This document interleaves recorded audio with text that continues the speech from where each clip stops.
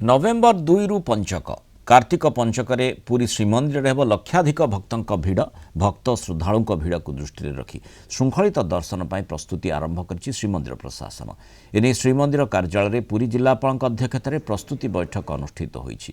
भक्तों श्रृंखलित दर्शन भिड़ नियंत्रण सह महाप्रभुं नीतिकांति श्रृंखलित नहीं बैठक में आलोचना होईछि। पंचक समय श्रीमंदिर में महाप्रभुंर भिन्न भिन्न बेश अनुष्ठित हेब। महाप्रभुंक दिव्य बेश देखा राज्य तथा राज्य बाहर लक्षाधिक भक्तों भिड़ जमीब।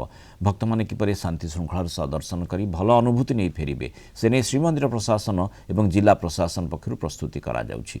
भक्तों श्रृंखलित दर्शन लगी बड़दाण्ड स्वतंत्र ब्यारिकेड आरंभ होईछि।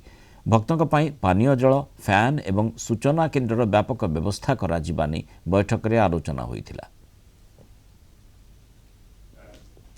गोटे जनरल मीटिंग होता पवित्र कार्तिक मास पंचुक जो आमर प्रिपेरेसन रही आमर सुरक्षा पॉइंट ऑफ व्यू श्रद्धालु मैंने केमती भलरे जीवे बैरिकेडिंग सब कौटी केमती हम ता छड़ा कौटी कौटी ड्रिंकिंग वाटर व्यवस्था दिखाई गोटे प्रिलिमिनारी मीटिंग होती फाइनल आम करवा एवं पर्यंत भी फील्ड सर्वे चली सूचना केन्द्र केमती ठीक भाव में फंक्शनल ट्रैफिक रेस्ट्रिक्शन कौटी कौटी रहिबो ता छड़ा आमर फर्स्ट एड सेंटर्स कोठी रहइबो जेमती श्रद्धालु मानकु किछि असुविधा होबनी। सेवायत मार्ग मध्य गोटे टीम करा जायछि ताकु सेमाने अनुध्यान करिवे आ दरकार पहिले तांको ऊपर मध्य लीगल एक्शन निया जीवो बोली माने प्रस्ताव हेछि और आगामी दिन सेडा सब विशृंखला दूर करा जीवो बिलिका आशा एवं विश्वास नीतिकांति केमिति सुचारू रूपे श्रृंखलित करवा तसहित भक्त मैंने अधिका दर्शन समय दर्शन पाई पारे से बाबद आज गुरुत्वपूर्ण